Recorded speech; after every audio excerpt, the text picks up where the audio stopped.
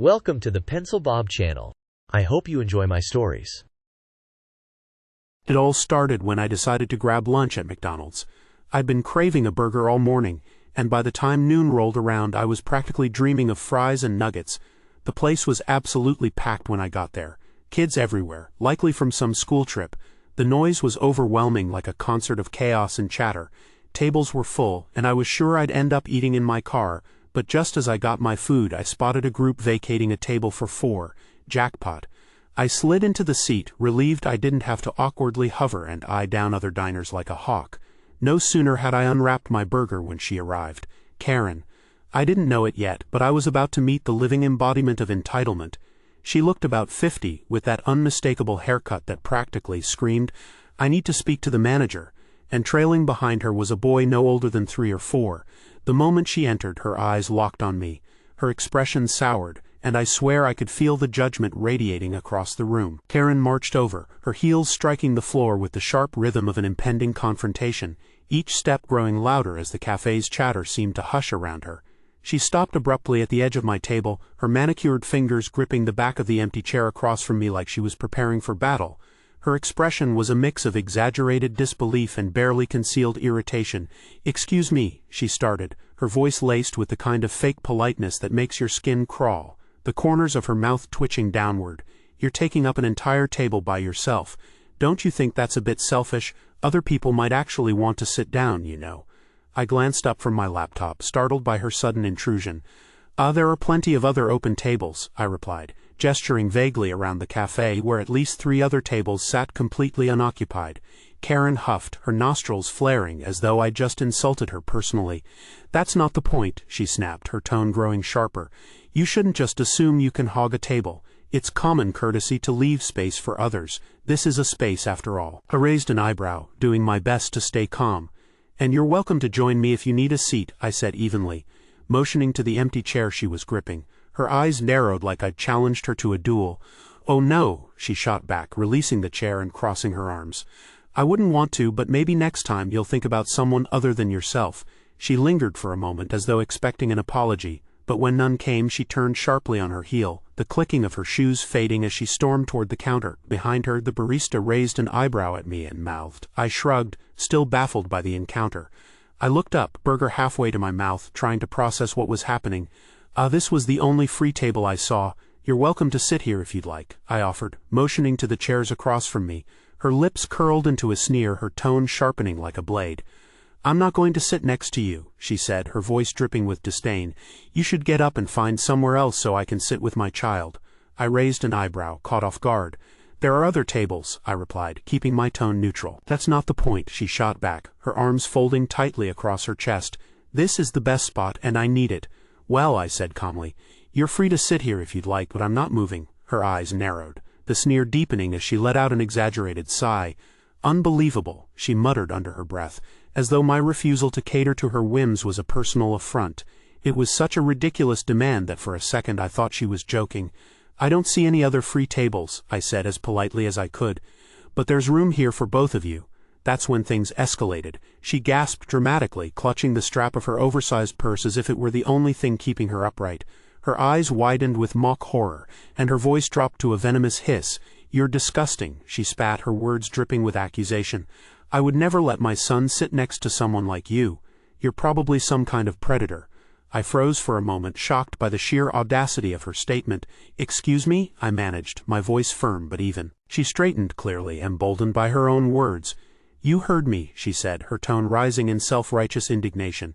"People like you shouldn't even be allowed in places like this." I stared at her, stunned, as the surrounding tables went silent, heads subtly turning toward the brewing scene. "Lady," I said finally, keeping my composure despite the knot of anger tightening in my chest, "you're way out of line." Her lips pursed, and she clutched her purse tighter as if bracing herself for some non-existent danger. It was like she'd smacked me across the face with those words. "What?" I stammered. "Lady, I'm just eating my lunch. I haven't even looked at your kid." But she wasn't listening. She was already raising her voice, announcing to the entire restaurant that I was some kind of threat. People were starting to stare. My face burned with embarrassment. "I don't want your charity," she snapped when I suggested she sit across from me instead. "You'd probably try to steal my purse the second I turned my back." "Are you serious right now?" I asked, trying to keep my cool. I'm just sitting here eating my lunch. You're welcome to sit if you want, but I'm not giving up the table. At this point, her voice had reached a pitch that could probably shatter glass. Selfish people like you are what's wrong with the world, taking up a table meant for families while I'm here struggling with my child. The staff, clearly overwhelmed from the sheer volume of customers, finally stepped in. A young employee approached cautiously, like someone trying to disarm a bomb. Is there a problem here? Before I could say a word, Karen launched into her tirade. This man is harassing me. He's trying to steal a table from a poor single mother and her baby. I demand you make him leave. The employee glanced at me, then shifted their gaze back to Karen, their expression calm but firm. Ma'am, they said evenly, this gentleman isn't doing anything wrong. If you need a seat, there are some chairs available next to him. Karen's eyes narrowed, her indignation bubbling just beneath the surface. Next to him, she repeated, her voice laced with disbelief. That's not acceptable. I need a table where my son and I can sit comfortably, being forced to share space with strangers. The employee raised an eyebrow, their tone remaining polite but unyielding. I'm sorry, ma'am, but all customers are entitled to use the seating as they see fit. If you'd like to sit, those chairs are available. Karen huffed, clutching her purse like a shield. Unbelievable, she muttered, glaring at me as though this was somehow my fault. This is how you treat paying customers? I'm treating fairly, the employee replied, their voice firm. Let me know if you need anything else. Unbelievable, she screeched. You're taking side. This is discrimination against mothers. I'll have you all fired. At this point, I was about ready to throw my burger in the trash and bolt, but the employee wasn't having it. Ma'am, if you can't calm down, I'm going to have to ask you to leave. That set her off completely. She started screaming about how she was being oppressed, how no one respects elders anymore, and how the staff were all incompetent. The employee, now visibly done with her nonsense, called for backup. Within minutes, Karen was escorted out of the building, her son trailing behind her, looking like he wanted to disappear into the floor. I thought that was the end of it, but I should have known better. Barely 5 minutes later, as I was finishing up my fries, the door burst open. Karen stormed back in, her face redder than ketchup, dragging her son behind her. This isn't over, she bellowed, pointing an accusatory finger in my direction. You think you can treat me like this? I'll sue this entire establishment. Everyone in the restaurant froze, forks and nuggets suspended midair. The staff immediately rushed to intercept her, but she was on a rampage. She screamed at me to give her the table, accused the staff of abusing their power, and demanded the other diners stand up against tyranny. The manager, a middle-aged man who looked like he hadn't signed up for this level of drama, stepped in. Ma'am, you need to leave. Now. Karen wasn't going down without a fight. You can't do this to me, she howled, tears of rage streaming down her face. I'll call the news. Everyone will hear about how you treated a poor old woman and her child. The manager wasn't fazed. He gestured toward the door. Leave now or we'll have to call the police. Oh, you'd that, wouldn't you? She spat. Go ahead, call them. I'll show you what happens when you mess with someone like me. And so they did. Within minutes, 2 officers arrived. By now, Karen was practically foaming at the mouth, alternately berating the staff and demanding they arrest me for stealing her table. The officers, clearly used to handling people like her, calmly asked her to step outside. She refused, of course, and the shouting match moved to the doorway. From my vantage point, I could see her wild gestures and hear her yelling about oppression and injustice. One of the officers finally had enough and placed a hand on her arm, guiding her away from the entrance.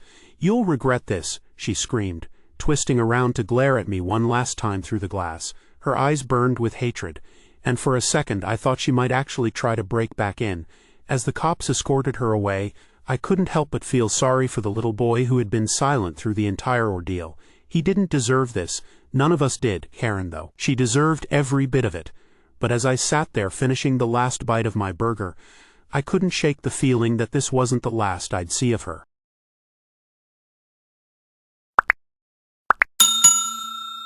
I would like to thank you for watching the video to the end. To encourage us to make more videos, please like, subscribe, comment, as well as share. Check out this other video if you haven't already.